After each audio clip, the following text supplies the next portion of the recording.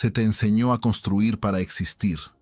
Lao Tseu te enseña a derrumbarte para convertirte en el universo. La verdad no está en lo que acumulas, sino en el vacío que finalmente te atreves a dejar aparecer. ¿Estás listo para convertirte en nadie y poseerlo todo? Bienvenido a Libros Raros, el espacio donde las obras no se leen, se atraviesan. A través de El rayamiento del vacío, inspirado en el Tao Te Ching, descubrirás un camino poco común donde la ausencia se convierte en poder, el silencio en creación y lo que pierdes revela finalmente lo que eres. En el Valle del Mundo, todo vibra con ruido, deseo y carencia. Cada voz busca, cada mirada espera, cada mente se aferra a algo para existir. Pero en la cima, todo cambia. El silencio deja de ser ausencia y se convierte en presencia.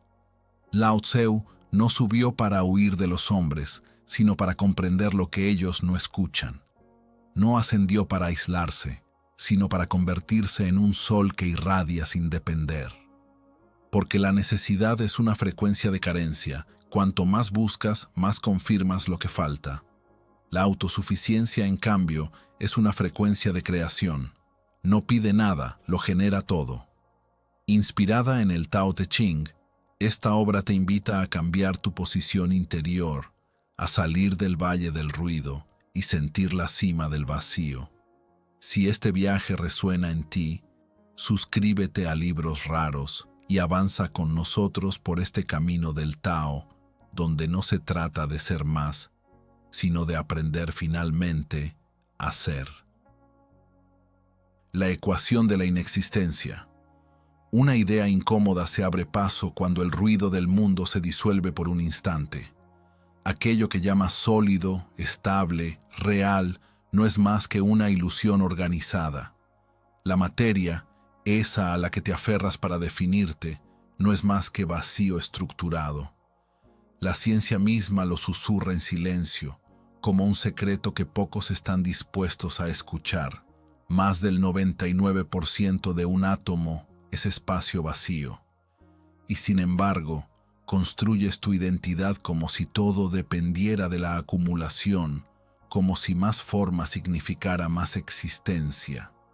Aquí comienza la fractura, porque si todo es casi nada, entonces lo que eres no puede depender de lo que posees, ni de lo que muestras, ni de lo que los demás perciben. En algún punto de tu vida aprendiste a llenarte de roles, de nombres, de expectativas, de historias que otros te entregaron antes incluso de que pudieras cuestionarlas. Te enseñaron que existir era ocupar espacio, hacer ruido, demostrar presencia.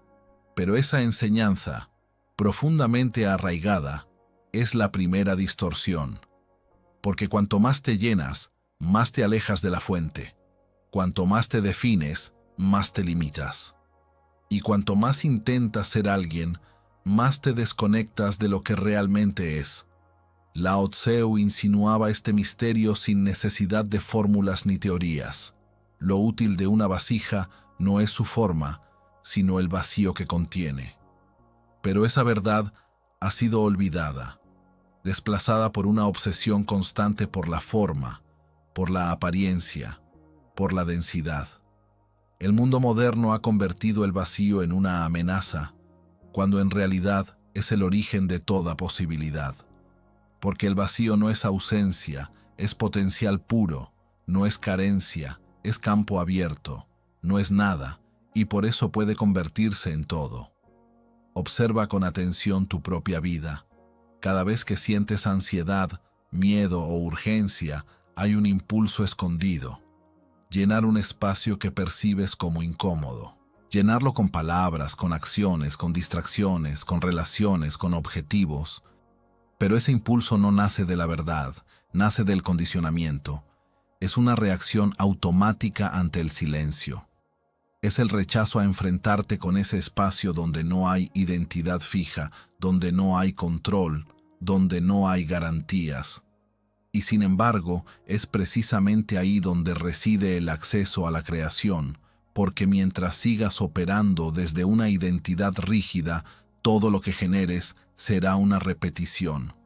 No puedes crear algo nuevo desde una estructura antigua. No puedes acceder a una frecuencia distinta si sigues vibrando desde el mismo patrón. Tu identidad social, esa que tanto proteges, es en realidad una interferencia. Es una señal que bloquea el acceso a algo más amplio, más sutil, más poderoso. Piensa en ello como una frecuencia. Todo en el universo vibra. Todo emite, todo recibe. Pero una frecuencia saturada, cargada de ruido, no puede captar nuevas señales. Está ocupada, llena, cerrada. Así funciona tu mente cuando está definida en exceso. Cuando te identificas completamente con una historia, con un pasado, con una imagen, te conviertes en una señal cerrada. No hay espacio para lo desconocido. No hay apertura para lo inesperado. No hay acceso a la creación real. Aquí es donde la ecuación de la inexistencia se vuelve relevante. No se trata de dejar de existir, sino de dejar de existir de la forma en que siempre lo has hecho. No se trata de desaparecer físicamente, sino de disolver las estructuras internas que te limitan. Es un proceso sutil, casi imperceptible, pero profundamente transformador. Es el arte de soltar sin hacer ruido, de retirarte sin ser visto, de vaciarte sin resistencia. En este punto, algo en ti puede resistirse. Puede surgir una voz que dice: si dejo de ser quien soy, ¿qué queda? Y esa pregunta, aunque parece una duda, es en realidad una puerta. Porque lo que queda no es una versión vacía de ti, es algo que no puede ser definido, algo que no depende de etiquetas, algo que no necesita validación, algo que simplemente es. La paradoja es evidente. Al dejar de intentar ser alguien, accedes a una forma de existencia mucho más amplia. Una existencia que no está limitada por el reconocimiento externo, ni por las expectativas, ni por las comparaciones. Es una presencia silenciosa pero intensa, invisible pero influyente, vacía pero llena de potencia. Aquí emerge el misterio más profundo de este capítulo, el arte de desaparecer en la multitud para convertirse en el centro del campo. No se trata de destacar, ni de imponerse, ni de llamar la atención. Se trata de retirarse de la necesidad de ser visto, porque cuando dejas de proyectar una identidad, dejas de generar resistencia. Y cuando no hay resistencia, el campo se reorganiza a tu alrededor.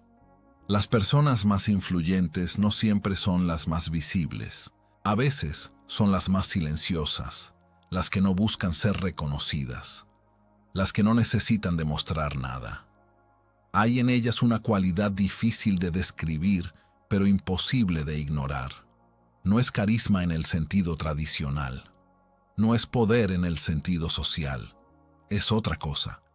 Es una presencia que no proviene de la forma, sino del vacío. Ese vacío no es pasividad, no es ausencia de acción. Es una forma de acción sin esfuerzo, sin fricción, sin necesidad de afirmación. Es lo que Tao Te Ching describe como el hacer sin hacer, una acción que no nace del deseo de controlar, sino de la alineación con algo más amplio. Cuando te acercas a este estado, algo cambia en tu percepción. Dejas de ver el mundo como un conjunto de objetos separados y comienzas a percibirlo como un campo dinámico, un espacio en constante movimiento donde todo está interconectado, donde cada pensamiento, cada emoción, cada intención tiene un efecto.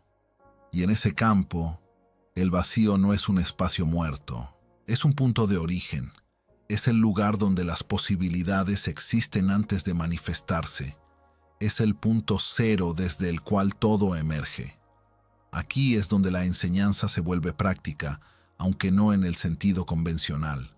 No hay técnicas rígidas ni pasos definidos. Hay una invitación, Observar. Observar tus impulsos de llenarte, observar tu necesidad de definirte, observar tu resistencia al vacío y poco a poco, sin forzar, permitir que esos impulsos se disuelvan. No se trata de luchar contra ellos, se trata de verlos con claridad, porque lo que es visto sin juicio pierde fuerza, y lo que pierde fuerza eventualmente desaparece. En ese proceso comienzas a experimentar algo inusual, momentos breves donde no eres nadie en particular, donde no hay historia, ni identidad, ni expectativa. Solo hay presencia. Y en esos momentos, aunque sean fugaces, hay una sensación de amplitud, de libertad, de conexión con algo que no puede ser nombrado. Ese es el inicio real. No un cambio visible, sino una transformación invisible. No un logro externo, sino una reconfiguración interna. No una construcción, sino una disolución. Porque al final, la ecuación de la inexistencia no es una teoría, es una experiencia, una que no puede ser explicada completamente, pero que puede ser vivida. Y cuando se vive, aunque sea por un instante, todo lo demás comienza a cambiar. No porque hagas algo diferente, sino porque ya no eres el mismo que antes necesitaba hacerlo. El espejo negro del Tao. Hay una cualidad casi invisible que transforma la percepción sin hacer ruido, una forma de presencia que no se impone, que no reclama, que no necesita ser reconocida y, sin embargo, termina siendo observada por todos. No nace del esfuerzo ni de la construcción de una identidad más fuerte, sino de la disolución progresiva de todo aquello que intenta definirse. En ese punto aparece el espejo. No el espejo común que devuelve una imagen superficial, sino el espejo sin sujeto, el que no posee forma propia y por eso puede reflejar cualquier cosa sin distorsionarla. Este es el principio silencioso que atraviesa la enseñanza de Lao Tseu. Cuanto más vacío estás de ti mismo, más capaz eres de percibir lo que es. Un espejo no tiene opiniones, no tiene memoria, no tiene intención. No selecciona lo que refleja ni se apega a lo que aparece en su superficie. Simplemente recibe y devuelve. Esa neutralidad absoluta es su poder. Y sin embargo, en la experiencia humana, todo ocurre al revés. Cada percepción está filtrada por interpretaciones, juicios, recuerdos, deseos. No ves lo que es, ves lo que eres. Y mientras haya un alguien observando, la realidad se convierte en una proyección distorsionada. Aquí se revela una inversión fundamental. La claridad no se obtiene acumulando conocimiento, sino eliminando interferencias. El sabio no es el que sabe más, sino el que menos añade, el que no necesita interpretar para comprender, el que no necesita afirmar para existir. En ese estado, la mente deja de ser un generador constante de significados y se convierte en un espacio de recepción pura. El concepto del espejo negro va aún más lejos. No se trata solo de reflejar sin distorsión, sino de absorber sin ser afectado. Es un nivel de vacío más profundo, donde las proyecciones de los demás no encuentran superficie donde adherirse. Porque todo lo que los otros perciben en ti no habla de ti, habla de ellos. Sus juicios, sus emociones, sus reacciones, son reflejos de su propio estado interno. Pero cuando hay una identidad fuerte, esas proyecciones encuentran resistencia, generan conflicto, crean interacción. Cuando no hay identidad rígida, no hay punto de contacto. Todo pasa, nada se queda. Este estado no es indiferencia, no es frialdad, no es desconexión emocional, es una forma de presencia tan abierta que no necesita reaccionar. Es una sensibilidad sin apego, una percepción sin apropiación. Es estar completamente disponible sin convertirse en lo que se percibe. En el Tao Te Ching se sugiere que lo blando vence a lo duro, que lo vacío contiene lo útil, que lo invisible sostiene lo visible. El espejo negro encarna esta paradoja. No tiene forma, pero define todas las formas que lo atraviesan. No tiene identidad, pero revela todas las identidades que se acercan a él. No busca nada, pero todo se acerca. Aquí emerge el misterio central. ¿Por qué aquellos que no buscan ser vistos terminan siendo los únicos realmente observados? La respuesta no está en una estrategia, sino en una ley silenciosa del campo. Cuando alguien busca ser visto, proyecta una necesidad. Esa necesidad genera tensión, y la tensión, aunque puede atraer atención momentánea, también genera rechazo o desgaste. Es una energía que empuja, que fuerza, que intenta ocupar espacio. En cambio, quien no busca ser visto no proyecta nada, no empuja, no exige, no reclama, y en esa ausencia de intención se crea un vacío. Ese vacío, lejos de ser ignorado, se vuelve magnético, porque el campo siempre responde al equilibrio. Donde hay exceso, se genera resistencia. Donde hay ausencia, se genera atracción. Este principio es sutil, pero observable. Las personas que intentan constantemente llamar la atención terminan perdiendo presencia real. Se vuelven previsibles, saturadas, visibles pero no percibidas. En cambio, hay individuos que casi no hablan, que no se exponen, que no buscan destacar, y sin embargo, cuando están presentes, todo cambia. No por lo que hacen, sino por lo que no hacen. No por lo que muestran, sino por lo que no proyectan. Ese no proyectar no es una técnica, es una consecuencia de la disolución interna. Cuando ya no hay una imagen que proteger, no hay necesidad de controlar cómo eres percibido. Cuando no hay una identidad que afirmar, no hay impulso de destacar. Y en esa ausencia de impulso, aparece una forma de libertad que no depende de la aprobación externa. Convertirse en un espejo negro implica atravesar varias capas de condicionamiento. La primera es la necesidad de ser reconocido. Desde una edad temprana, se aprende que ser visto es equivalente a existir. Se busca aprobación, validación, atención, y ese patrón se vuelve automático. Incluso cuando se intenta ser espiritual o profundo, puede esconderse el mismo deseo, ser percibido de una manera diferente. La segunda capa es la identificación con las reacciones. Cuando alguien dice algo, surge una respuesta. Cuando alguien juzga, aparece una defensa. Cuando alguien ataca, se genera una contraacción. Todo esto ocurre de manera casi instantánea. Pero cada reacción refuerza la identidad. Cada respuesta confirma que hay un yo que necesita protegerse o afirmarse. El espejo negro rompe este ciclo, no reprimiendo la reacción, sino observándola sin actuar sobre ella, dejando que surja y desaparezca sin convertirse en acción.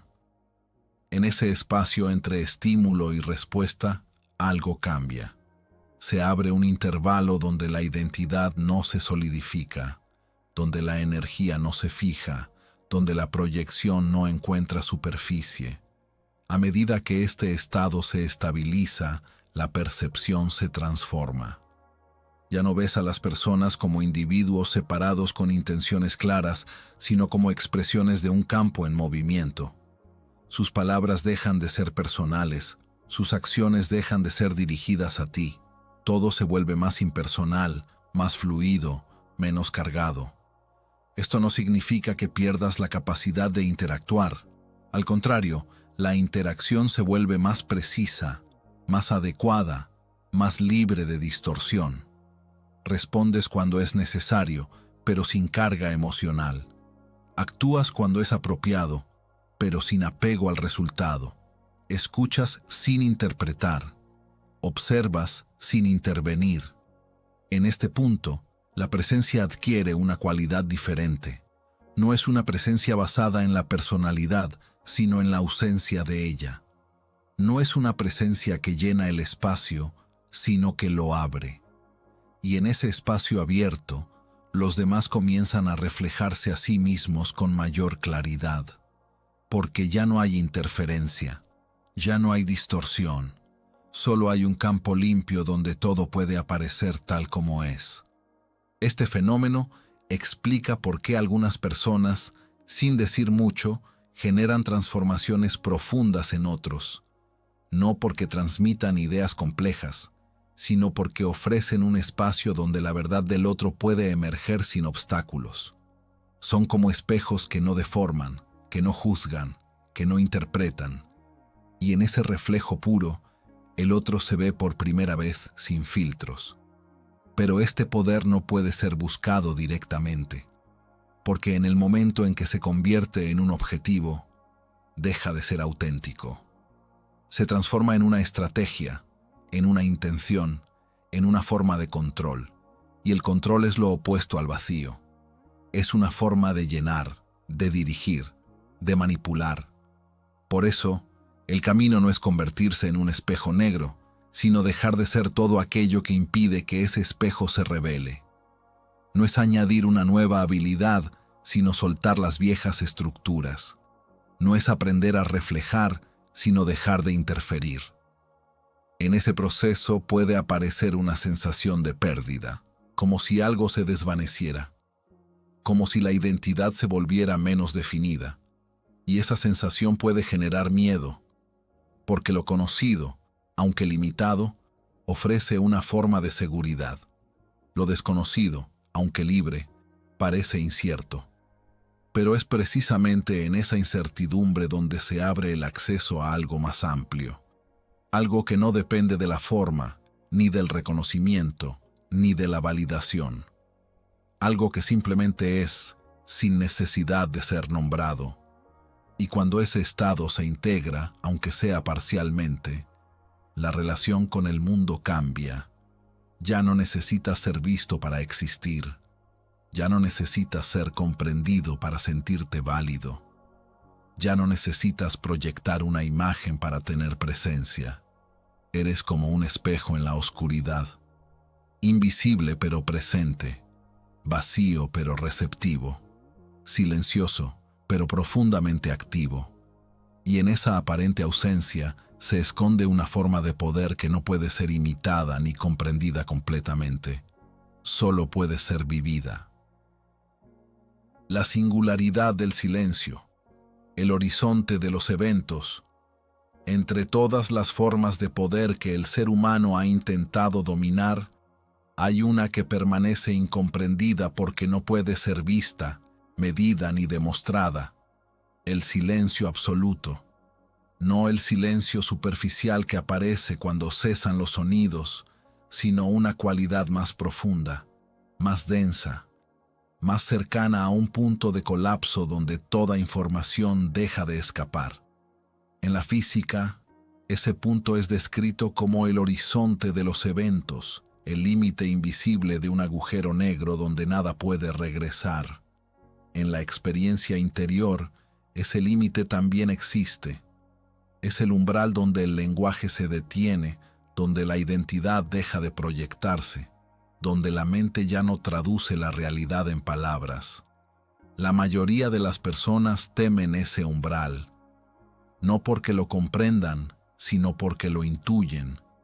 El silencio profundo no es cómodo, no ofrece referencias, no ofrece control, no ofrece historia. Es un espacio sin narrativa, sin forma, sin identidad. Y precisamente por eso, contiene una densidad que no puede ser contenida por el pensamiento. Es una gravedad invisible que atrae todo hacia sí. Cuando alguien habla constantemente, cuando llena cada espacio con palabras, no está expresando poder. Está evitando ese punto. Está escapando de la densidad del silencio. Porque hablar, en exceso, es una forma de dispersión. Es una manera de fragmentar la energía, de dividir la atención, de diluir la presencia. Cada palabra innecesaria es una fuga. Cada explicación compulsiva es una pérdida. Pero cuando el silencio comienza a establecerse, algo diferente ocurre. No como una práctica forzada, sino como una consecuencia de la comprensión. El impulso de hablar disminuye, no porque no haya nada que decir, sino porque ya no es necesario decirlo. La necesidad de explicar se disuelve, la urgencia de responder se ralentiza, y en ese espacio, la energía que antes se dispersaba comienza a concentrarse. Aquí aparece la analogía con el agujero negro, no como un concepto científico aislado, sino como una imagen precisa de lo que ocurre en la conciencia cuando el silencio se vuelve total. Todo lo que entra en ese campo es absorbido. No hay reacción inmediata. No hay devolución automática. No hay eco. Y en esa ausencia de respuesta se genera una fuerza de atracción. Las personas no saben explicarlo, pero lo sienten. Frente a alguien que domina el silencio, algo cambia en su comportamiento. Hablan más, se exponen más, revelan más de lo que normalmente harían, no porque el otro los obligue, sino porque el espacio lo permite. El silencio actúa como un campo gravitatorio que extrae información sin esfuerzo. Lao Tzu sugería que quien sabe no habla, y quien habla no sabe. Esta frase no es una condena al lenguaje, sino una indicación sobre su límite. Las palabras pueden señalar, pero no pueden contener. Pueden describir, pero no pueden transmitir la totalidad. El poder real no se encuentra en lo que se dice, sino en lo que se sostiene sin decir. El lenguaje, en su forma habitual, es una herramienta de separación. Divide la experiencia en categorías, en conceptos, en definiciones. Y esa división, aunque útil para la comunicación, crea una distancia con la realidad directa. Cada vez que nombras algo, lo encapsulas. Cada vez que explicas algo, lo reduces. Y en ese proceso, pierdes contacto con la totalidad. El silencio, en cambio, no divide, no traduce, no interpreta. Permite que la experiencia sea tal como es, sin intervención. Y en esa ausencia de intervención, la percepción se vuelve más aguda, más precisa, más completa. No porque haya más información, sino porque hay menos interferencia. En el Tao Te Ching, el vacío y el silencio no son considerados carencias, sino fuentes. Son el origen desde el cual todo emerge. Y cuando esa comprensión deja de ser intelectual y se vuelve experiencial, el silencio deja de ser un esfuerzo y se convierte en una condición natural. Pero este estado no se alcanza acumulando técnicas. No se trata de practicar el silencio como una actividad más, porque cualquier intento de controlar el silencio lo convierte en ruido. Se trata más bien de observar el impulso constante de llenar, de hablar, de intervenir, y al observarlo sin juicio, permitir que pierda fuerza. A medida que ese impulso se debilita, el silencio aparece por sí mismo, no como una ausencia forzada, sino como una presencia que siempre estuvo ahí, cubierta por el ruido. Y cuando se establece, aunque sea por momentos breves, la percepción del tiempo cambia. El ritmo interno se ralentiza, la urgencia desaparece, la atención se profundiza. En ese estado, cada palabra adquiere un peso diferente. Ya no es una reacción automática, sino una elección consciente. Y por eso, cuando se habla menos, pero con mayor impacto. Porque la palabra surge del silencio y no del ruido. Surge de la densidad y no de la dispersión. Este es el punto donde el silencio se convierte en una forma de poder. No un poder que domina, sino un poder que atrae. No un poder que impone, sino un poder que sostiene. Es una presencia que no necesita ser afirmada, porque se percibe sin esfuerzo. Las personas que encarnan este estado no parecen hacer nada especial. No hablan más fuerte, no se imponen, no buscan atención.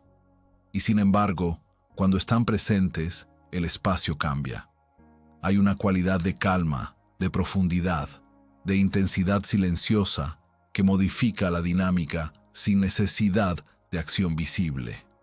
Este fenómeno no es místico en el sentido superficial, es una consecuencia directa de la concentración de la energía. Cuando no se dispersa en palabras innecesarias, en reacciones automáticas, en pensamientos repetitivos, esa energía se acumula, y esa acumulación genera un campo que no puede ser visto, pero sí sentido. Y en ese campo, todo se reorganiza. Las interacciones se vuelven más claras, las decisiones más precisas, las percepciones más agudas, no porque se haga más, sino porque se interfiere menos. Aquí se revela el misterio final de este capítulo, el lenguaje como barrera para la transmisión del poder. No porque las palabras sean inútiles, sino porque tienen un límite. Hay niveles de experiencia que no pueden ser comunicados a través del lenguaje, solo pueden ser sugeridos, señalados, indicados. Intentar explicar completamente el silencio es como intentar describir el espacio con objetos. Siempre habrá una reducción, siempre habrá una pérdida. Por eso, las enseñanzas más profundas no se transmiten solo con palabras, se transmiten con presencia, con estado, con silencio. Y cuando alguien entra en contacto con ese silencio, aunque no lo comprenda intelectualmente, algo en él responde. Algo reconoce, algo se alinea, no porque haya entendido, sino porque ha percibido. Este es el punto de inflexión, donde el conocimiento deja de ser acumulación y se convierte en experiencia directa, donde el lenguaje deja de ser la herramienta principal y se vuelve secundaria, donde el silencio deja de ser ausencia y se revela como la forma más pura de presencia. Y en ese umbral, donde nada se dice y todo se percibe, comienza una forma de comprensión que no puede ser explicada, pero que transforma todo lo que toca. La alquimia del desapego radical, el solvente universal. Algo en la estructura invisible de la existencia cambia cuando dejas de aferrarte. No es un cambio externo, no es una modificación visible en la forma de tu vida, sino una alteración profunda en la manera en que te relacionas con todo lo que aparece. Aquello que antes parecía sólido comienza a disolverse, aquello que antes parecía imprescindible pierde su peso, y lo que antes generaba tensión deja de encontrar un punto donde sostenerse. Este fenómeno no ocurre porque el mundo cambie, sino porque tú dejas de ofrecer resistencia. Y en esa ausencia de resistencia, las estructuras que dependían de tu apego se desmoronan por sí solas. El desapego radical no es indiferencia, ni abandono, ni falta de interés. Es una comprensión tan profunda de la naturaleza transitoria de todo que el impulso de poseer, retener o controlar pierde sentido. No porque te obligues a soltar, sino porque ya no hay nada que necesite ser retenido. Lo que viene, viene. Lo que se va, se va. Y en ese flujo constante, tu identidad deja de construirse alrededor de lo que cambia. Lao Tzu señalaba sin imponer que aquello que es flexible perdura y aquello que es rígido se rompe. Esta no es una metáfora poética, es una ley observable. Todo lo que intentas fijar se convierte en una fuente de tensión. Todo lo que intentas controlar genera resistencia. Y esa resistencia es la base de todo conflicto interno. Porque el conflicto no nace de lo que ocurre, sino del intento de que ocurra de otra manera. Cuando te aferras a una idea, a una persona, a un resultado, creas una estructura rígida en tu interior. Esa estructura exige que la realidad se adapte a ella, pero la realidad no se adapta, fluye, cambia, se transforma constantemente, Y en ese desajuste entre lo que es y lo que debería ser, aparece el sufrimiento, no como un castigo, sino como una señal de que estás intentando sostener lo insostenible. El desapego radical disuelve esa estructura, no luchando contra ella, sino dejándola sin soporte. Es como retirar lentamente la energía que la mantiene en pie, y cuando esa energía ya no está, la estructura colapsa por sí sola. No hay esfuerzo, no hay violencia, no hay ruptura visible, solo una disolución silenciosa. Aquí aparece la analogía del solvente universal. En la alquimia tradicional, el solvente era la sustancia capaz de disolver cualquier forma sin perder su propia naturaleza. En la experiencia interior, ese solvente es el desapego. Todo lo que toca se vuelve menos denso, menos rígido, menos definido. No porque desaparezca completamente, sino porque deja de ser una prisión. El Tao, descrito en el Tao Te Ching, no actúa como una fuerza que impone, sino como un flujo que disuelve. No empuja, no arrastra, no fuerza. Simplemente está, y en su presencia lo innecesario cae, lo rígido se ablanda, lo fijo se vuelve móvil. Este es el poder del desapego. No transforma mediante la acción directa, sino mediante la ausencia de interferencia. Al no aferrarte a nada, te vuelves imposible de atrapar. No porque huyas, sino porque no hay nada en ti que pueda ser retenido. Las expectativas de los demás no encuentran dónde fijarse. Sus juicios no encuentran resistencia. Sus intentos de definirte no logran consolidarse. Eres como el agua.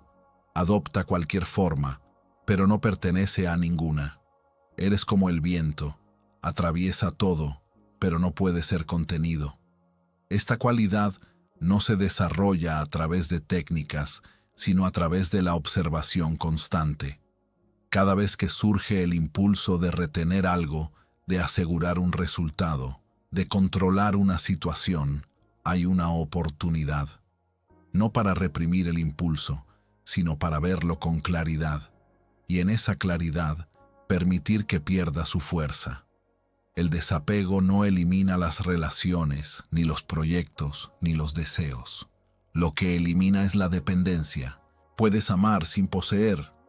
Puedes actuar sin necesidad de resultado. Puedes participar sin perderte en la experiencia. Y en ese estado, todo se vuelve más ligero, más fluido, más auténtico.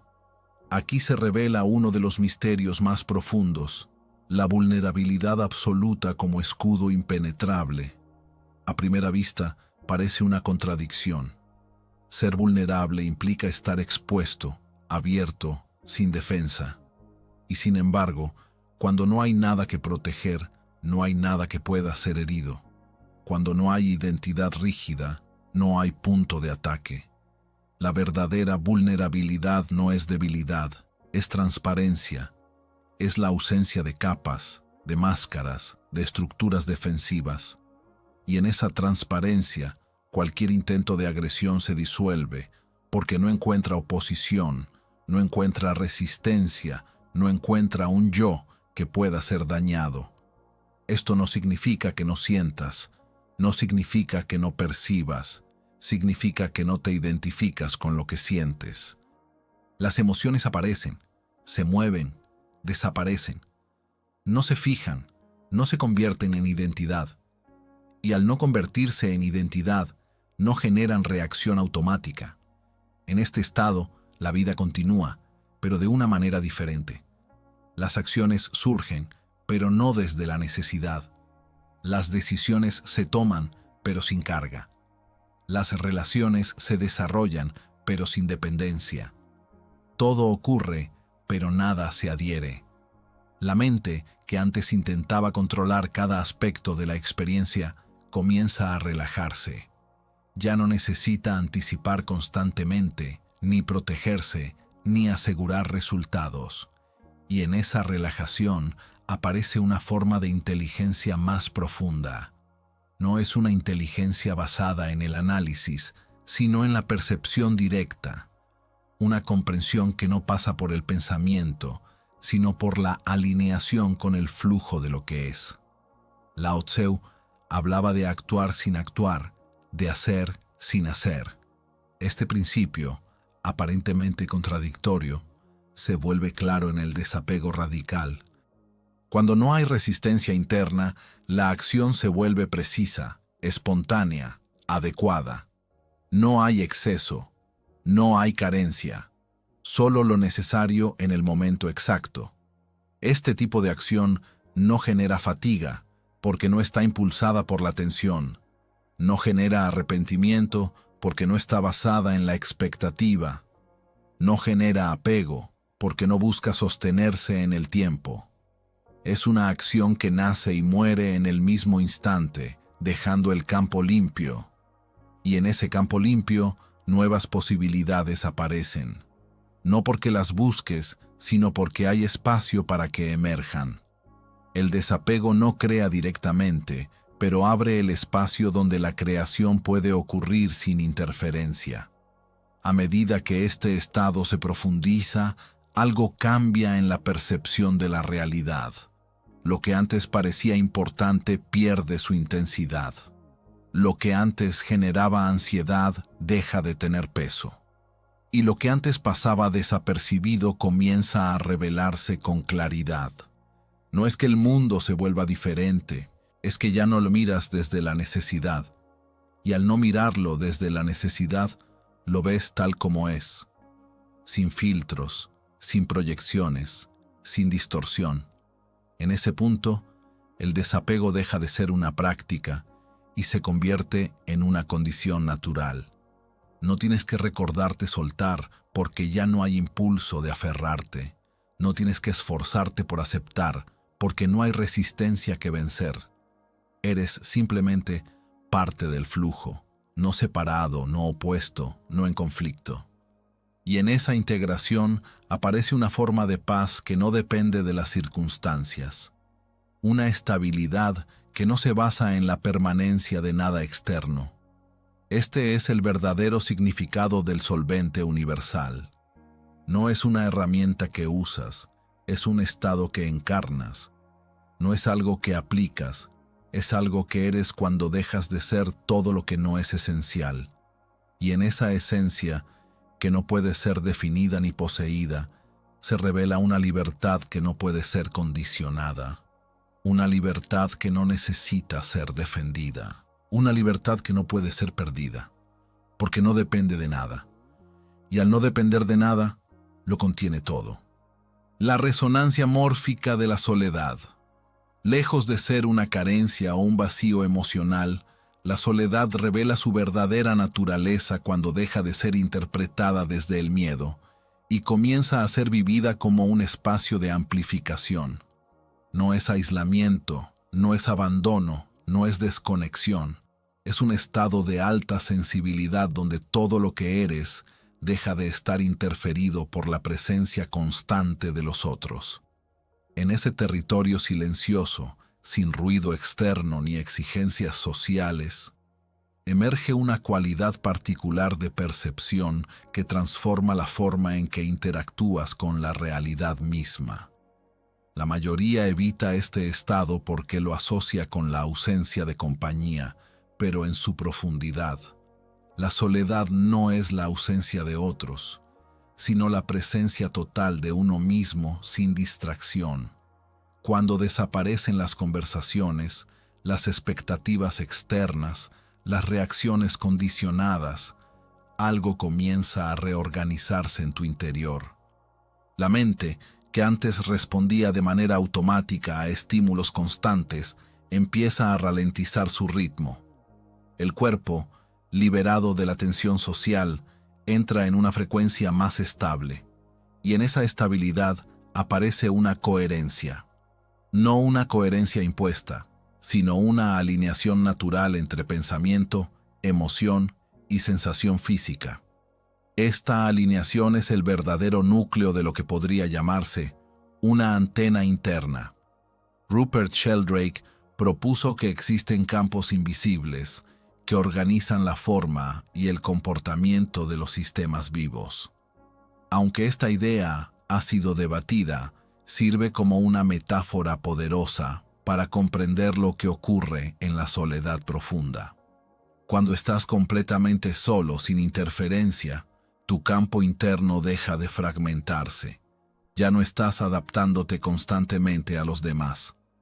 Ya no estás modulando tu comportamiento para encajar. Estás simplemente siendo. Y en ese ser sin ajuste se genera una señal coherente. La coherencia es clave. No se trata de intensidad, ni de esfuerzo, ni de intención dirigida. Se trata de alineación. Cuando lo que piensas, lo que sientes y lo que eres vibran en la misma frecuencia, se crea un patrón estable. Y ese patrón, al no estar interrumpido, comienza a proyectarse más allá de los límites del cuerpo. No como algo místico en el sentido superficial, sino como una consecuencia natural de la estabilidad interna. En la vida cotidiana, esta coherencia es rara. La mayoría de las personas vive en un estado de contradicción constante. Piensan una cosa, sienten otra, actúan de una tercera manera. Esta fragmentación genera ruido, y ese ruido impide que cualquier señal interna tenga claridad. Es como intentar emitir una frecuencia precisa desde un sistema inestable. El resultado es distorsión. La soledad elimina gran parte de esa distorsión, no porque resuelva automáticamente todos los conflictos internos, sino porque elimina las capas externas que los amplifican. Sin la presión de responder, sin la necesidad de actuar para otros, los conflictos se vuelven visibles, y al volverse visibles, pueden ser observados sin interferencia. Aquí es donde la soledad se convierte en un laboratorio, no un espacio de evasión, sino un entorno de observación pura. Cada pensamiento, cada emoción, cada impulso aparece con claridad, y en esa claridad puedes ver los patrones que antes pasaban desapercibidos. No necesitas cambiarlos activamente. Basta con verlos sin reaccionar para que comiencen a perder su fuerza. A medida que estos patrones se disuelven, la coherencia aumenta, y con ella, la estabilidad del campo interno. Este campo no es algo que puedas medir con instrumentos convencionales, pero es algo que se percibe. Es la sensación de estar centrado, alineado, presente. Es una cualidad que no depende de las circunstancias externas. Lao Tzu hablaba de la importancia del vacío como fuente de utilidad. En la soledad, ese vacío se manifiesta de manera directa. No hay distracciones que lo oculten. No hay ruido que lo disimule. Y en ese vacío, todo lo que surge tiene un impacto mayor. Un pensamiento claro se vuelve más potente. Una emoción estable se vuelve más profunda. Una intención coherente se vuelve más definida. Este es el punto donde la soledad comienza a funcionar como una antena. No porque envíes algo deliberadamente, sino porque tu estado interno se convierte en una frecuencia estable. Y toda frecuencia estable tiende a resonar con otras frecuencias similares. No necesitas conocer a las personas, no necesitas hablarles, no necesitas interactuar directamente. La resonancia no opera a través del contacto físico o verbal, sino a través de la similitud de patrones. El misterio de influenciar a otros a distancia no reside en una acción directa, sino en una afinidad invisible. Cuando alguien entra en un estado de coherencia profunda, se vuelve compatible con otros sistemas que están en la misma frecuencia o que están cerca de alcanzarla. Esta compatibilidad genera una especie de sincronización. No es control, no es manipulación, no es intención dirigida, es resonancia. En la práctica, esto se manifiesta de formas sutiles. Personas que no has visto en años comienzan a pensar en ti. Situaciones que reflejan tu estado interno aparecen sin que las busques. Decisiones que parecen surgir espontáneamente en otros están alineadas con lo que tú has estabilizado en tu interior. No hay causalidad directa visible, pero hay una correspondencia. La mente racional tiende a rechazar esta idea porque no puede rastrear una cadena clara de causa y efecto. Pero la experiencia directa, cuando se observa sin prejuicio, revela que la realidad no siempre opera de manera lineal. Hay patrones que se replican sin contacto aparente. Hay sincronías que no pueden explicarse únicamente desde la interacción física. La soledad intensifica la percepción de estas sincronías. Al no estar distraído por el ruido constante de la interacción social, comienzas a notar conexiones que antes ignorabas. No porque aparezcan más, sino porque estás más atento. Y en esa atención, la realidad se revela como un tejido de relaciones más sutiles. Este tejido no puede ser manipulado desde la voluntad. Intentar influir deliberadamente rompe la coherencia.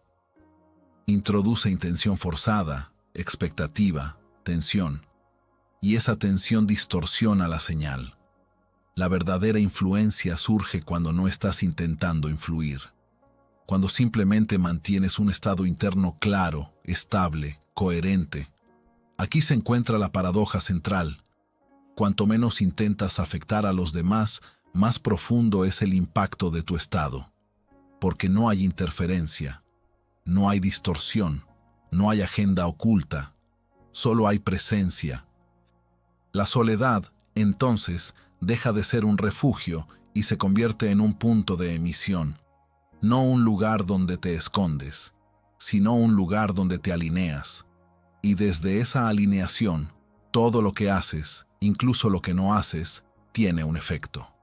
Este efecto no siempre es visible de inmediato. A veces se manifiesta de manera diferida, a veces de manera indirecta. Pero cuando se observa a lo largo del tiempo, se vuelve evidente que hay una relación entre el estado interno y la configuración externa de la realidad. No es necesario adoptar creencias específicas para experimentar esto. No es necesario aceptar teorías complejas. Basta con entrar en la soledad sin resistencia, permanecer en ella el tiempo suficiente y observar lo que ocurre sin intentar interpretarlo de inmediato. En ese proceso, algo cambia, no de forma dramática, no de forma espectacular, sino de manera silenciosa. La percepción se vuelve más fina, la sensibilidad aumenta, la capacidad de detectar patrones se amplía, y en esa ampliación la realidad se vuelve más rica, más compleja, más interconectada. El aislamiento impuesto genera sufrimiento porque no es elegido, pero la soledad consciente es otra cosa. Es un acto de claridad, es una decisión de retirarse del ruido para escuchar algo más profundo. Y en ese escuchar aparece una forma de conocimiento que no depende de la información externa. Este conocimiento no puede ser transmitido completamente con palabras, solo puede ser sugerido, porque depende de una experiencia directa, de una vivencia personal que cada uno debe atravesar por sí mismo. Y en ese atravesar, la soledad deja de ser un espacio vacío y se convierte en un campo lleno de potencial. Un campo donde cada pensamiento, cada emoción, cada estado tiene un peso real, donde la coherencia se vuelve una herramienta invisible, donde la presencia se transforma en influencia, no una influencia que domina, sino una que resuena, no una que impone, sino una que armoniza, no una que controla, sino una que se alinea con la estructura profunda de lo que es. En ese nivel, la distancia pierde parte de su significado. No desaparece, pero deja de ser una barrera absoluta. Porque lo que realmente conecta no es la proximidad física, sino la similitud de estado. Y cuando ese estado se estabiliza en la soledad, sin esfuerzo, sin intención, sin interferencia, se convierte en una señal clara en medio del ruido del mundo. Una señal que no necesita ser anunciada, una señal que no necesita ser defendida, una señal que simplemente existe, y al existir transforma todo lo que entra en su campo. La sombra del no nacido. Antes de cualquier nombre, antes de cualquier forma, antes de cualquier historia que pueda ser contada, existe un estado que no puede ser recordado con la mente, pero que, de alguna manera, sigue presente en lo más profundo de la conciencia. No es un recuerdo en el sentido convencional, porque no hay imágenes, no hay palabras, no hay identidad que lo sostenga. Es más bien una huella silenciosa, una especie de resonancia que permanece intacta a pesar de todo lo que ha sido añadido después. Ese estado es lo que aquí se señala como la sombra del no nacido, no una ausencia, sino una potencia pura que aún no ha sido fragmentada por la experiencia. A medida que la vida avanza, el ser humano acumula capas.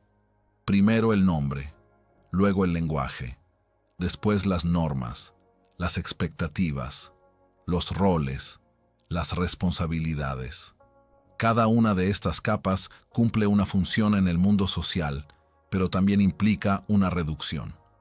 Cada etiqueta delimita, cada definición encierra, cada identificación fija algo que originalmente era fluido.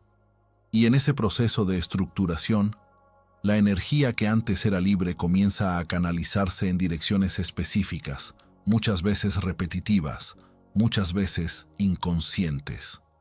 La infancia temprana aún conserva rastros de ese estado original. No porque el niño tenga un conocimiento intelectual superior, sino porque aún no ha sido completamente condicionado. Su percepción no está filtrada por conceptos rígidos. Su relación con el entorno no está mediada por una identidad fija. Hay una apertura, una espontaneidad, una intensidad que no depende de logros ni de reconocimiento. Sin embargo, incluso esa etapa es solo una transición, porque el niño ya está en proceso de ser moldeado, ya está siendo introducido en el sistema de significados que definirá su experiencia futura. Lao Tzu hablaba del recién nacido como un símbolo de fuerza, no de debilidad. Esta idea puede parecer contradictoria desde una perspectiva superficial, ya que un recién nacido es físicamente frágil, dependiente, aparentemente vulnerable.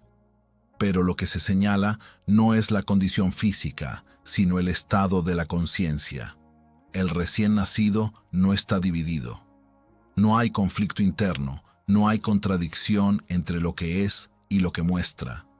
No hay máscara, no hay estrategia, no hay cálculo. Hay una coherencia absoluta entre su estado interno y su expresión. Esa coherencia es la fuente de una forma de poder que no depende de la acumulación.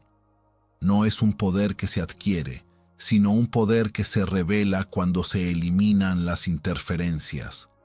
Pero a medida que la identidad se construye, esa coherencia se fragmenta. La persona aprende a mostrarse de una manera mientras siente otra, a pensar una cosa mientras hace otra. Esta división interna genera una pérdida de energía. No porque la energía desaparezca, sino porque se dispersa en múltiples direcciones. El retorno al origen no implica regresar físicamente a un estado anterior, ni borrar la memoria, ni abandonar la vida social. Implica reconocer la estructura añadida y dejar de identificarse completamente con ella. Es un proceso de desidentificación progresiva. No rechazas tu nombre, pero dejas de creer que eres solo ese nombre. No abandonas tu rol, pero dejas de verte reducido a él. No eliminas tus pensamientos, pero dejas de asumir que cada uno define quién eres.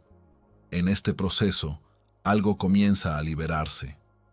La energía que estaba atrapada en la defensa de la identidad empieza a fluir nuevamente, no hacia un objetivo específico, sino en todas las direcciones posibles. Es una expansión silenciosa, una apertura que no necesita ser dirigida.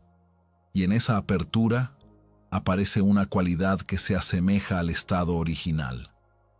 Una presencia sin esfuerzo, una claridad sin interpretación, una vitalidad que no depende de estímulos externos. El Tao Te Ching describe el retorno como el movimiento fundamental del Tao. Todo lo que se expande eventualmente regresa. Todo lo que se manifiesta eventualmente se disuelve. Este principio no es solo cosmológico, también es interno. La conciencia, después de haberse proyectado en múltiples formas, tiene la posibilidad de replegarse hacia su fuente, no como una regresión, sino como una integración. El estado del no nacido no puede ser alcanzado mediante la acumulación de conocimiento. No es algo que se aprenda, sino algo que se revela cuando se deja de añadir.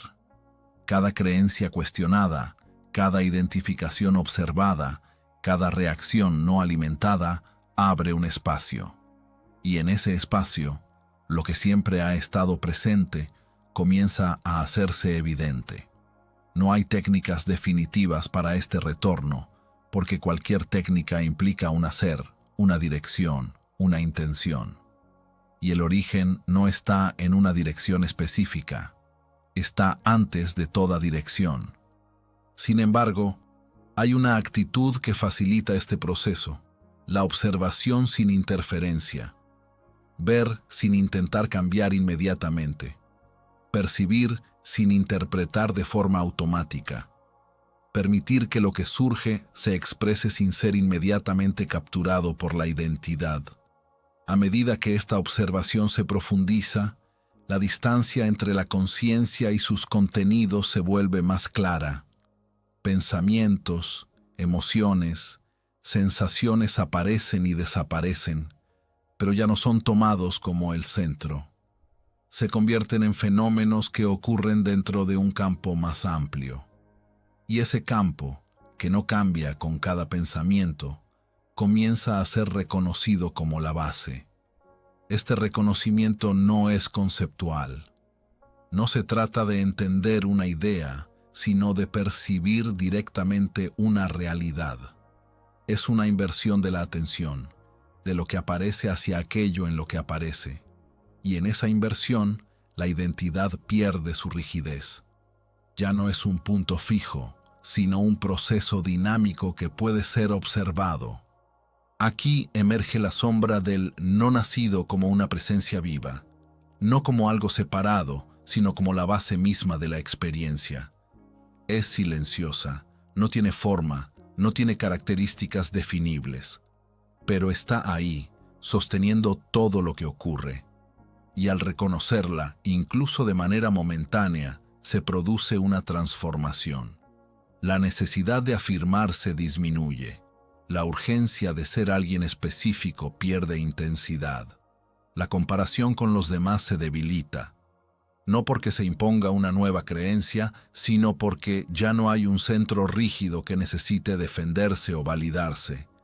Este estado no elimina la funcionalidad. Sigues usando tu nombre, cumpliendo tus roles, interactuando con el mundo.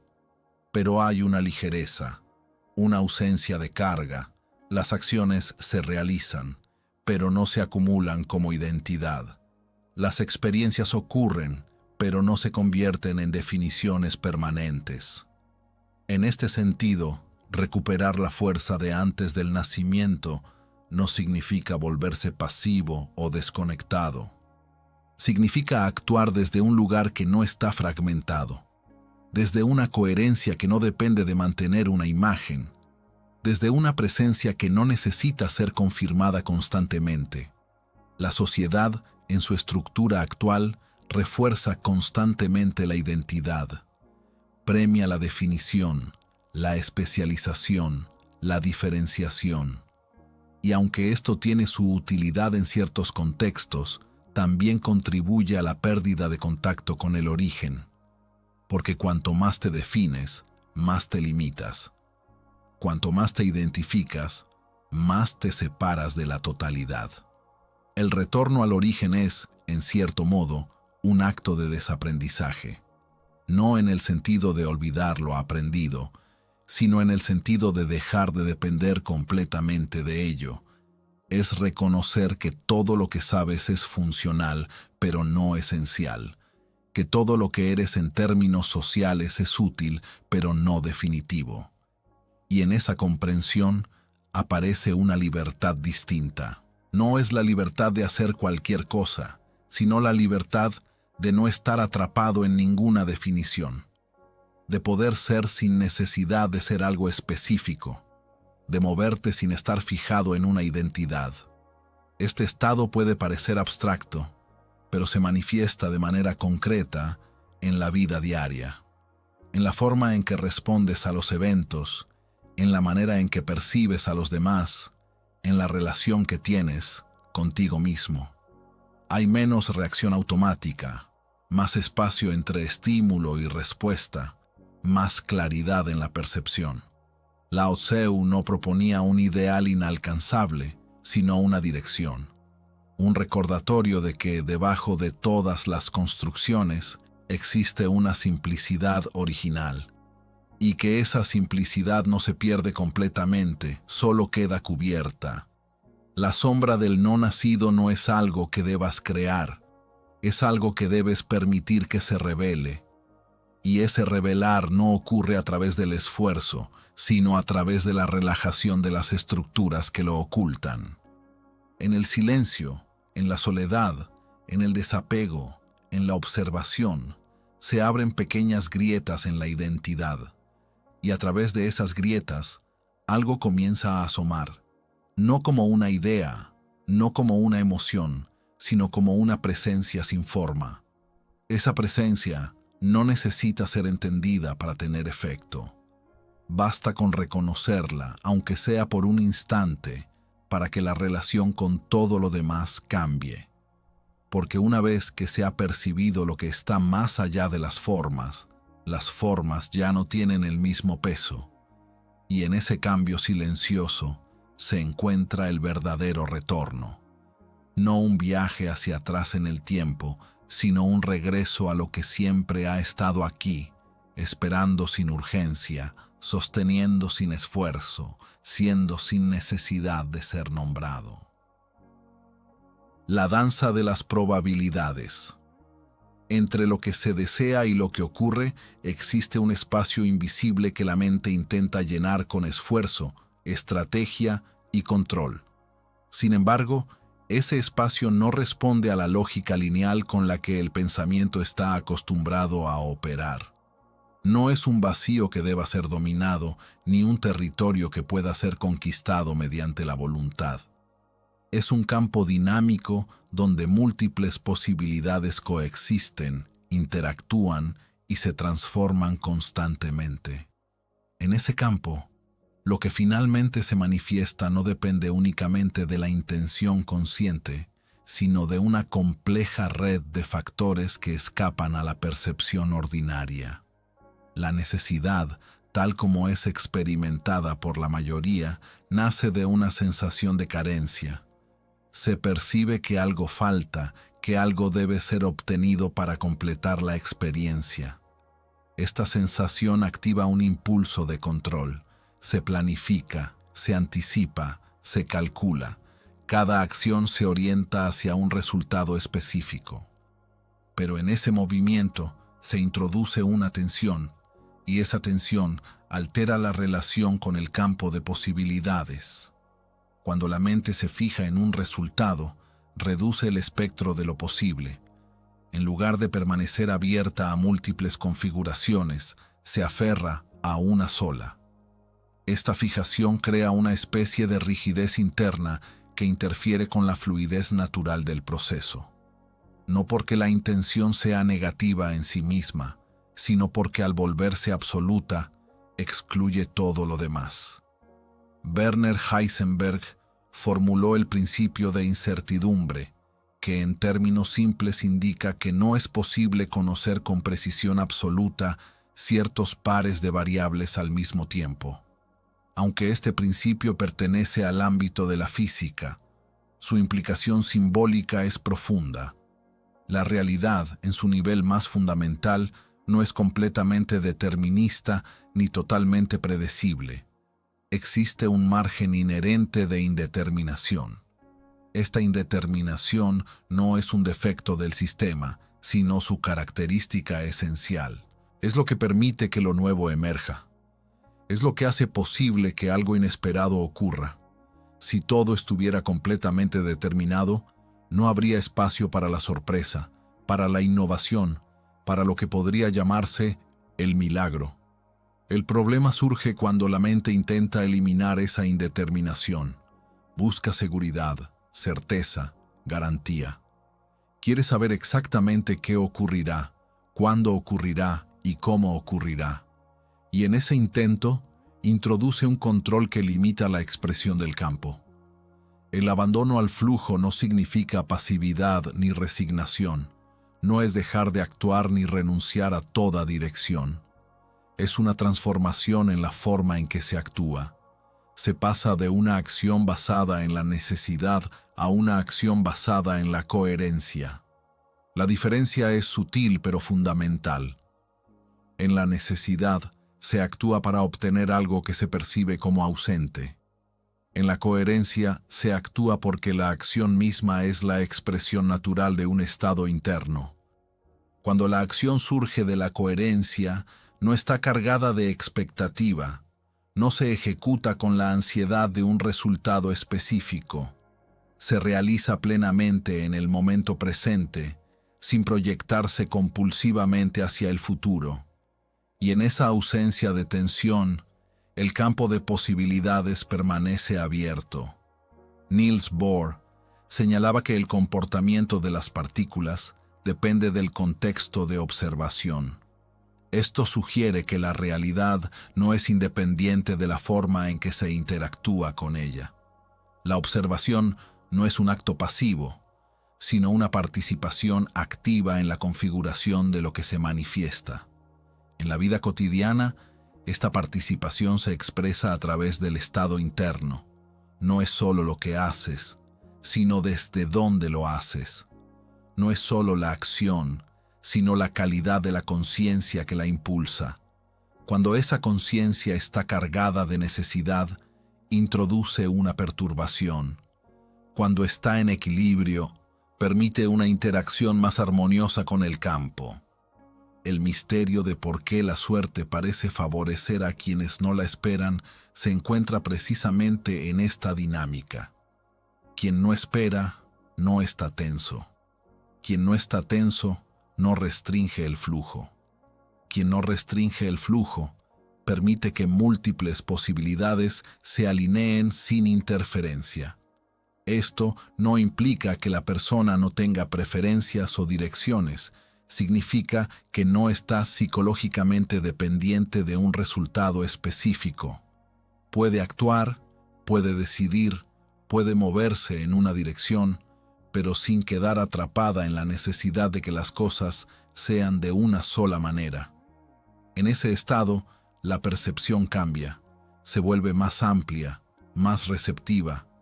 Se detectan oportunidades que antes pasaban desapercibidas. Se reconocen conexiones que antes parecían inexistentes.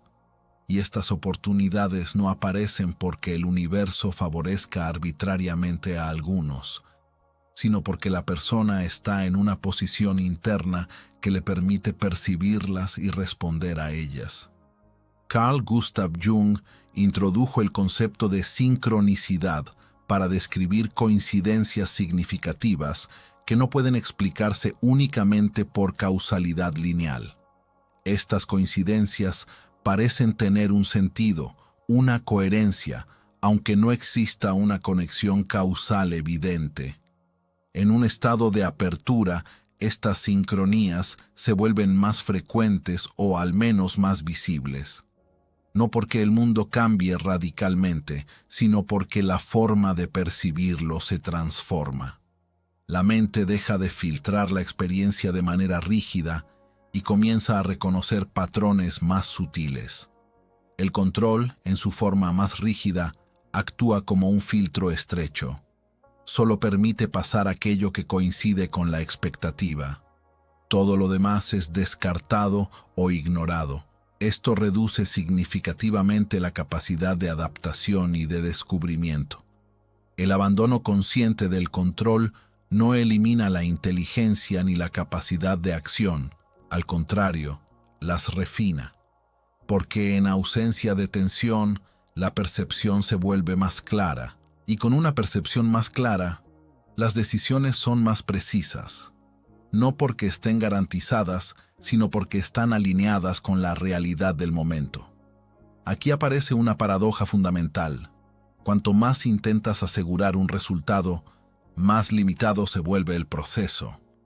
Cuanto más permites la incertidumbre, más amplio se vuelve el campo de lo posible. Esta paradoja no puede resolverse desde la lógica tradicional, porque implica una inversión de los valores habituales. La mente busca seguridad en la previsibilidad, pero la vida, en su expresión más creativa, se despliega en lo imprevisible, no como caos absoluto, sino como un orden dinámico que no puede ser completamente anticipado. El flujo cuántico, entendido aquí como una metáfora, representa precisamente ese orden dinámico. No es aleatorio en el sentido de ser completamente caótico, ni determinista en el sentido de ser completamente predecible. Es un equilibrio entre estructura y libertad, entre forma y posibilidad. Al alinearse con ese flujo, la acción deja de ser una imposición y se convierte en una participación. No intentas forzar la realidad, sino colaborar con ella. No te posicionas como un controlador externo, sino como una expresión interna del mismo proceso. Esta alineación no se logra mediante técnicas complicadas, sino mediante una transformación en la relación con la experiencia.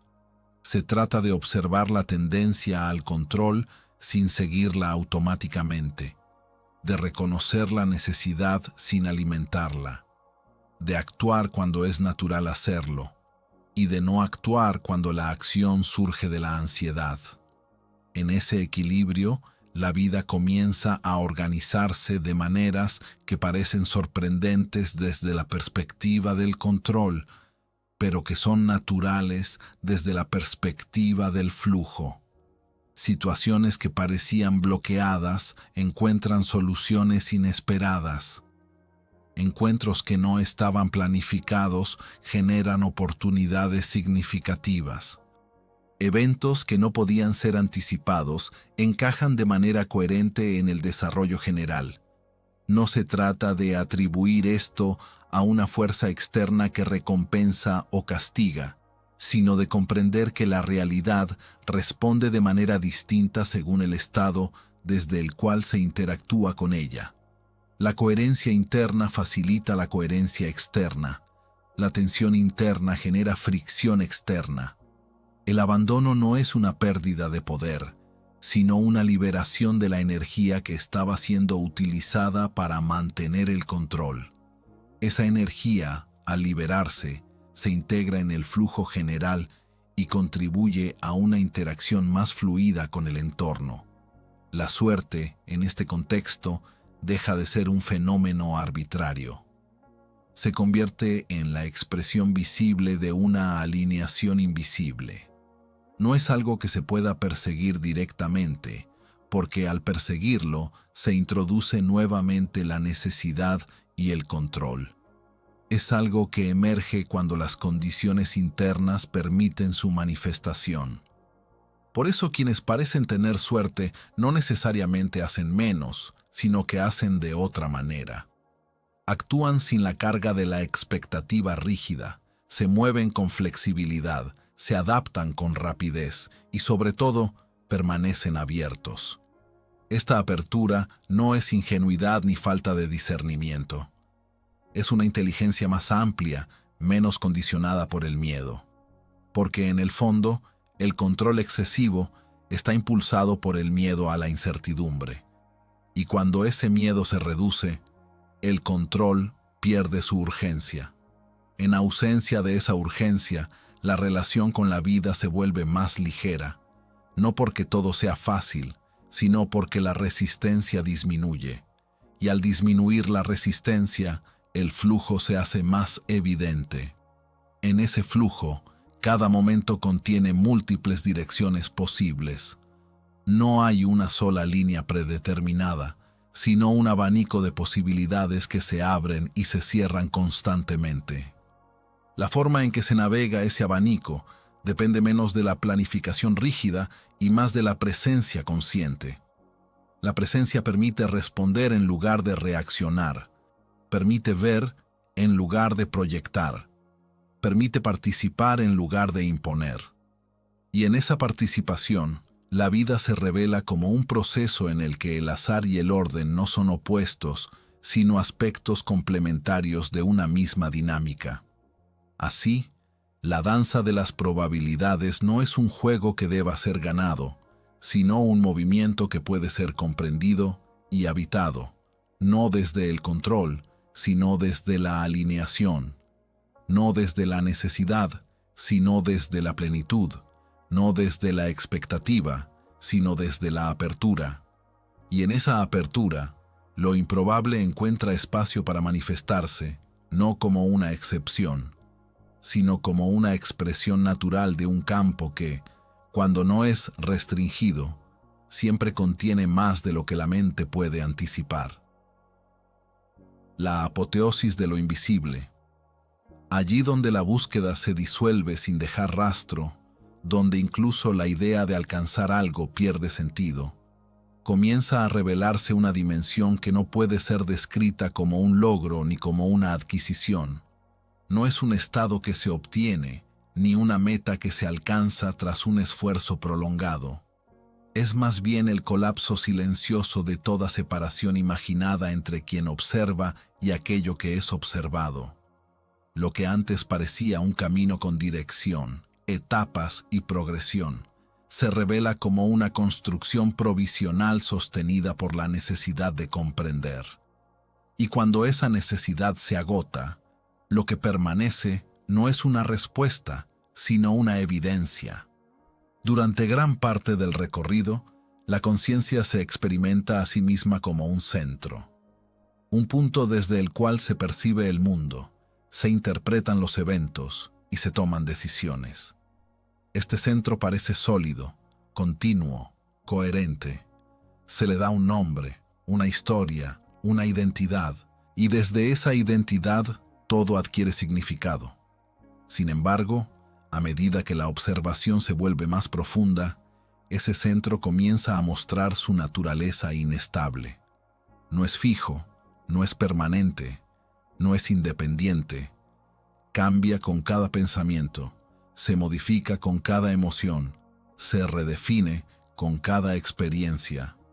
Lo que se consideraba el observador resulta ser en gran medida otro contenido dentro del campo de la conciencia. No es el origen de la percepción, sino una forma más que aparece en ella. Esta comprensión no es inmediata ni necesariamente cómoda, porque implica una pérdida de referencia. Si el observador no es lo que parecía ser, entonces, ¿qué queda? Lao Tzu apuntaba hacia una realidad que no puede ser nombrada sin ser distorsionada. El Tao que puede ser descrito no es el Tao eterno. Esta afirmación no es una negación del lenguaje, sino un señalamiento de sus límites. Todo lo que puede ser conceptualizado pertenece al ámbito de las formas. Pero aquello que da origen a todas las formas no puede ser contenido en ninguna de ellas. En este punto, la distinción entre interior y exterior comienza a desvanecerse. Lo que antes se percibía como un mundo afuera y una conciencia adentro se revela como una división funcional, útil para la interacción cotidiana, pero no fundamental. La experiencia ocurre como un todo indivisible, donde cada elemento está interrelacionado con los demás. La fusión entre el observador y lo observado no es un evento dramático, sino una comprensión silenciosa. No hay un momento preciso en el que algo ocurra. Más bien, hay una ausencia progresiva de la sensación de separación. La percepción sigue funcionando, los pensamientos siguen apareciendo, las acciones continúan desarrollándose, pero ya no hay un centro que reclame propiedad sobre ellas. Este cambio transforma radicalmente la relación con la vida. Antes, cada experiencia era interpretada en función de cómo afectaba al yo. ¿Me beneficia? ¿Me perjudica? ¿Refuerza mi identidad? ¿La amenaza? Estas preguntas, que antes operaban de manera automática, pierden su relevancia cuando el centro que las sostenía se diluye. En su lugar, aparece una forma de presencia que no está centrada en la apropiación. La experiencia ocurre sin necesidad de ser poseída. La acción se realiza sin necesidad de ser atribuida. El pensamiento surge sin necesidad de ser creído como una verdad absoluta. Tao Te Ching describe la acción sin esfuerzo, el hacer sin hacer. Este principio no implica inactividad, sino ausencia de interferencia. Cuando no hay un centro que intenta controlar cada movimiento, la acción se vuelve más fluida, más directa, más eficiente. No porque se haya aprendido una técnica superior, sino porque se ha eliminado la fricción interna. El magnetismo, entendido como la capacidad de atraer o influir, pertenece todavía a una fase donde existe una distinción entre quien emite y aquello que es atraído. Es una relación dual, aunque más refinada que las formas de control ordinarias. Pero en la apoteosis de lo invisible, incluso esta dualidad se disuelve. No hay nadie que atraiga, no hay nada que sea atraído. Hay simplemente una expresión continua de la realidad en la que todo participa simultáneamente. La vida no ocurre para alguien ni a través de alguien en el sentido personal. Ocurre como un proceso total en el que cada forma es una manifestación temporal. Esta comprensión no conduce a la indiferencia, sino a una forma más profunda de implicación, porque al no haber un centro separado que deba ser protegido, la respuesta a la vida se vuelve más directa, más sensible. Hay una apertura que no está condicionada por el miedo a perder o la necesidad de ganar. Chuang-Tzu relataba historias donde la distinción entre sueño y realidad se volvía ambigua. Estas historias no buscan confundir, sino señalar que la identidad fija es una construcción. Cuando se ve esto con claridad, la rigidez se disuelve. Y en esa disolución aparece una libertad que no depende de las circunstancias. Convertirse en el camino no significa transformarse en algo diferente, sino dejar de separarse de lo que ya es. El camino no es una entidad externa que deba ser seguida, es la dinámica misma de la existencia. Y al dejar de resistirse a esa dinámica, la sensación de caminar hacia un destino se transforma en la experiencia de ser el movimiento mismo. Esto no elimina la dirección en la vida práctica. Las decisiones siguen siendo necesarias, las acciones siguen teniendo consecuencias. Pero la relación con ellas cambia. Ya no se experimentan como cargas personales, sino como expresiones naturales de un proceso más amplio. El vacío sagrado del que hablan las tradiciones no es una ausencia estéril, sino un espacio lleno de potencial. Es vacío en el sentido de no estar definido, de no estar limitado por formas fijas. Y precisamente por eso puede contener todas las formas. Cuando la conciencia deja de identificarse exclusivamente con las formas, reconoce su afinidad con ese vacío, no como algo separado, sino como su base. Y en ese reconocimiento, la búsqueda llega a su fin. No porque se haya encontrado un objeto final, sino porque se ha visto que no había nada que buscar. La paradoja es que este fin no es una conclusión estática. Es el inicio de una forma de vivir donde cada momento es completo en sí mismo. No hay necesidad de proyectarse constantemente hacia el futuro para encontrar significado. El significado está implícito en la propia experiencia. Lao Tzu señalaba que el sabio no se aferra a nada y por eso no pierde nada. Esta afirmación adquiere una dimensión completamente nueva cuando se comprende desde la disolución del centro. No hay nada que retener porque no hay un alguien separado que pueda poseer. Esto no significa que las relaciones desaparezcan o que el mundo pierda su importancia. Al contrario, todo se vuelve más vívido. Los colores parecen más intensos, los sonidos más claros, las interacciones más directas, porque ya no están filtradas por la constante referencia al yo.